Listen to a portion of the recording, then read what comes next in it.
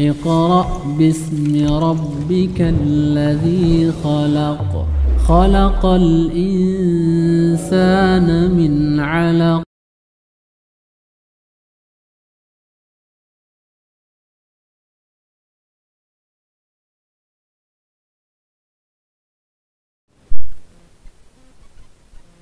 Assalamualaikum warahmatullahi wabarakatuh.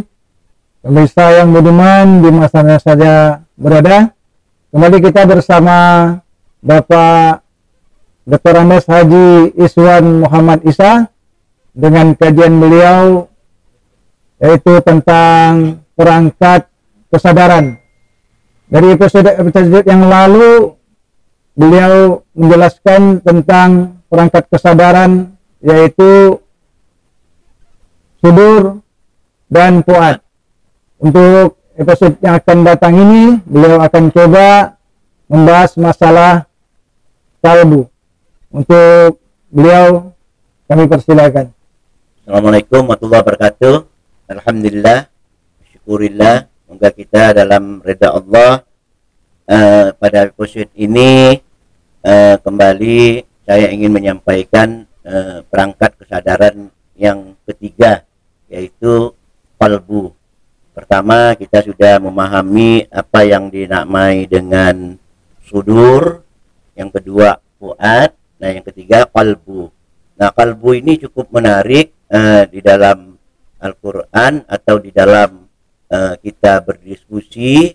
Kadang-kadang pada umumnya kita memahami atau kita membaca translate daripada qalbu, terjemahan daripada Al-Quran ini biasanya dengan kata hati.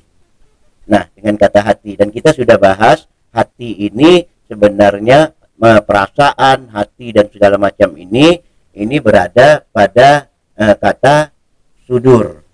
Nah, qalbu ini dalam bahasa Arab berasal dari kata qalaba, artinya dia berbolak-balik dari satu keadaan kepada keadaan yang lain. Nah, di dalam penggunaan Al-Quran, kalau kita pengen memahami apa sih qalbu yang sebenarnya yang dimaksudkan oleh Allah, apakah hati sebagaimana yang kita pahami saat ini, yaitu dalam makna perasaan, kadang-kadang yang kita tempatkan di dada atau di sudur gitu.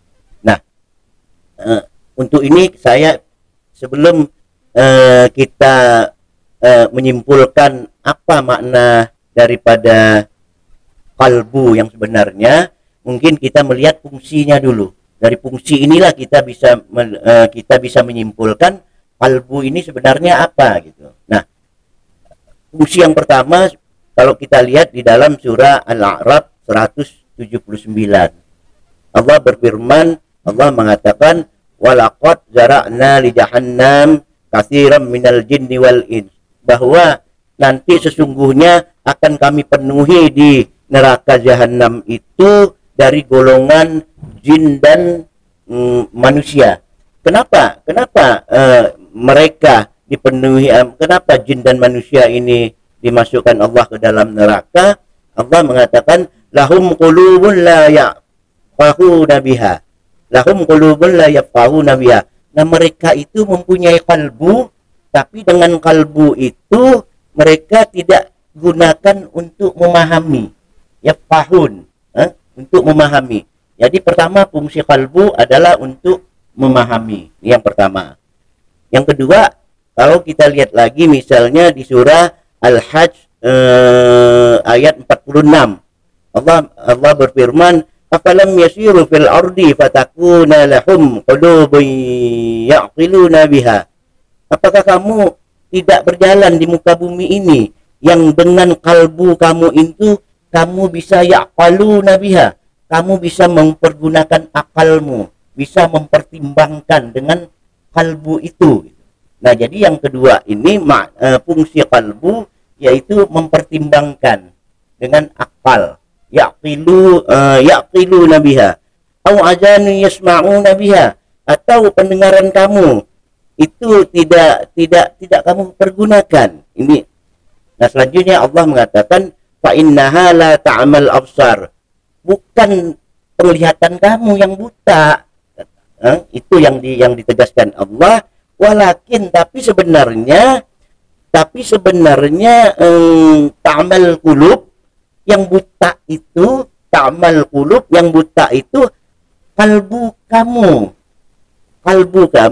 allati fis sudur, kalbu kamu yang ada di sudur. Nah, kita sudah bahas sudur, bahwa sudur itu batok kepala. Ya, fungsi kalbu yang pertama yafahun untuk memahami, yang kedua adalah yaqidun untuk mempertimbangkan menggunakan akal, dan kalbu ini letaknya Allah katakan fis sudur, di dalam batok kepala yang ada pada diri manusia. Jadi kita sudah paham ada dua fungsi kalbu. Sekarang yang pertama yafahun nabiha untuk memahami, yafahun yaqilun untuk mempertimbangkan dengan akal pikiran kita, bagaimana mempertimbangkan secara logis, secara rasional. Dua. Nah, yang terakhir kita lihat lagi di surah Muhammad ayat 24. Di situ Allah katakan, afala tadabbarul Quran. Mengapa kamu tidak tadabbur Al-Quran? Nah, tadabbur. Mengapa kamu tidak meneliti Al-Quran? Tidak memahami secara detail, tidak melakukan eksplorasi makna-makna Al-Quran ayat per ayat. Ini artinya tadabbur. Am'ala qulub aqfaluha. Jadi Allah mengatakan, apakah kalbu kamu itu yang sudah tertutup, sudah terkunci? Nah, ini makna yang ketiga. Jadi kita tidak bisa mentadabbur karena kalbu kita, Allah katakan kalbu kita terkunci, tertutup.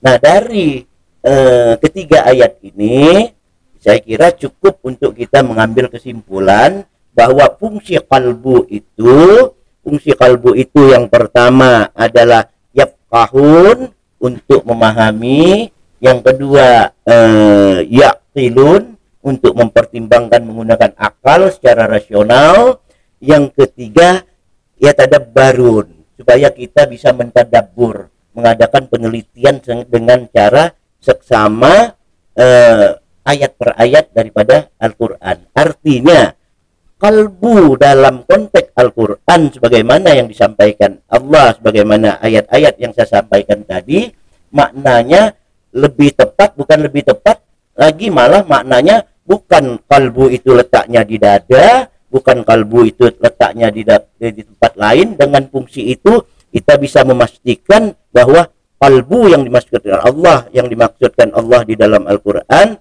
adalah otak kita yang mempunyai fungsi untuk memahami, untuk mempertimbangkan menggunakan akal, untuk mengadakan penelitian secara seksama, secara runut, secara spesifikasi daripada ayat-ayat Al-Quran, dan termasuk juga alam semesta sebagaimana ayat yang saya sampaikan tadi. Jadi saya kira dapat kita simpulkan sekarang bahwa kalbu yang dimaksudkan Allah bukanlah hati sebagaimana pemahaman kita, tapi adalah otak sesuai dengan fungsi apa yang dijelaskan Allah di dalam Al-Quran. Saya kira semoga dapat dipahami. Assalamualaikum warahmatullahi wabarakatuh. Waalaikumsalam warahmatullahi wabarakatuh. Demikian pemirsa yang budiman, pembahasan dari Pak Iswan, mudah-mudahan dapat bermanfaat. Kami akhiri, wabillahi taufiq wal hidayah. Wassalamualaikum warahmatullahi wabarakatuh. Waalaikumsalam warahmatullahi wabarakatuh.